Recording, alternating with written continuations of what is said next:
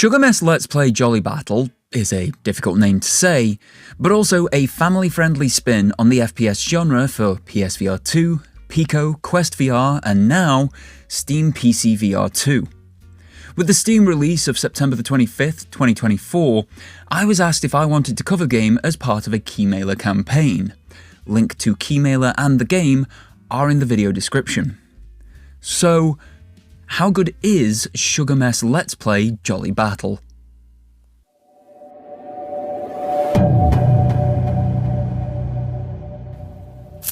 This game has been on PSVR2, where I played the title, for a few months.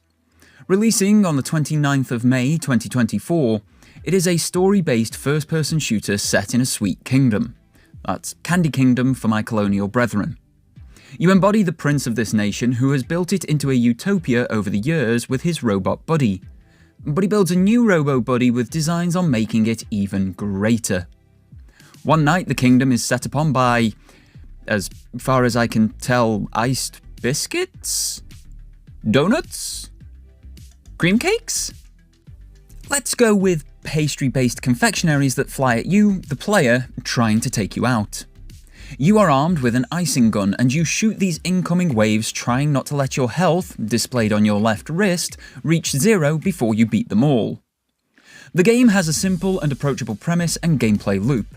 Save the kingdom from these confectionaries and score as high as possible in each level, with things like accuracy, remaining health, and time counting towards your final score. You advance the story by moving your Dungeons & Dragons-esque character piece to the level on the board that you wish to play. Each level has a pop-up storybook type intro that you can read and advance at your own pace. A great addition for the players learning to read while also playing this game. You can replay missions at any time to earn a higher score with weapon upgrades or even completely different weapons available to you on your replay. The highest score is S rank, and this is the ultimate aim for every mission. The campaign is not that long. It is totally possible for any skilled VR gamer to complete the 10-level campaign in less than 1 hour.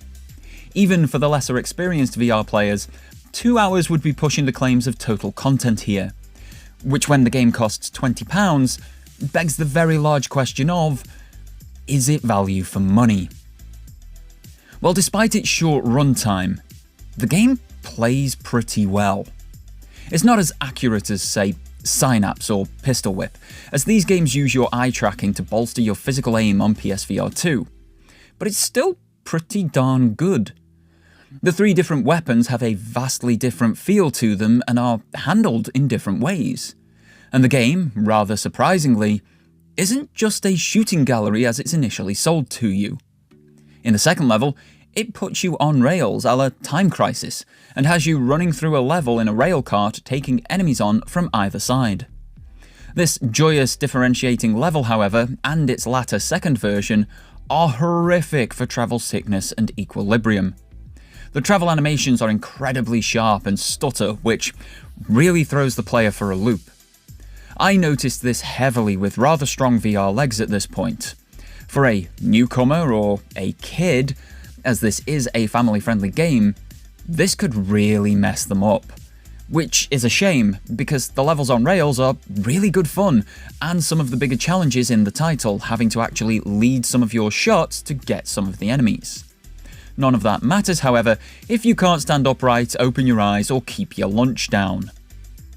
But they aren't the only different style of level. There are 2 rhythm game levels and 2 boss battles too. The rhythm levels are actually quite hard. Again, partially because the controls aren't quite as tight as, say, Beat Saber or Pistol Whip, but also because they're pretty decent rhythm maps. You've got some quick notes, beat skips, pauses, and rushes in here. They're not the most complicated, and the mapping doesn't change on replays, so these you can master just by memorizing the patterns. But they're still pretty good for 1/5 of the content of the game. The boss battles are actually great. Each boss has a choreographed set of mechanics. Weak points to shoot, collectibles to obtain, movement systems to master, and incoming damage to counter. Again, for an experienced player, not that big a challenge. But once again, well designed and executed. And then there is all of it again on Nightmare mode, where it all gets a little bit harder. This game, therefore, isn't going to be of value to the hardcore VR gamer on Steam with this latest release. But the important thing to remember here is, they aren't the demographic that this is aimed at. It's for families, and families with younger children playing. For them, it has a lot to offer. The kids have to read to get the story, which is brilliant. The mechanics might be easy for someone like me, but those younger gamers may not have the motor skills or reactions to play as I did, meaning it is a greater challenge to them and therefore a more rewarding completion thereafter. And as an adult, if you do want a challenge in this title, in the main reading room where you select your level, there is this machine here. You buy your new weapons from here. Now, grinding is required for all of them if you one-shot the campaign like I did. But you can also play an old-school arcade game here. As there are no physical buttons, the learning curve to achieve success in this minigame can be steep, but it feels good when you start succeeding. And remember I mentioned that Nightmare mode earlier? That can offer you a bit of a challenge as well, especially the final boss that I won't show you because I don't want to spoil it.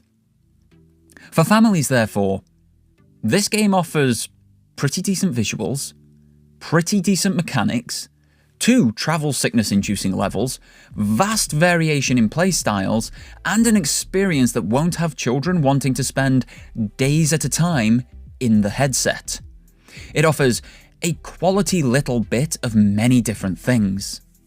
It would be a great introduction to VR, giving them a taste of multiple different genres for one price, meaning they can see a bit of what they like before then going out and buying other titles in that genre.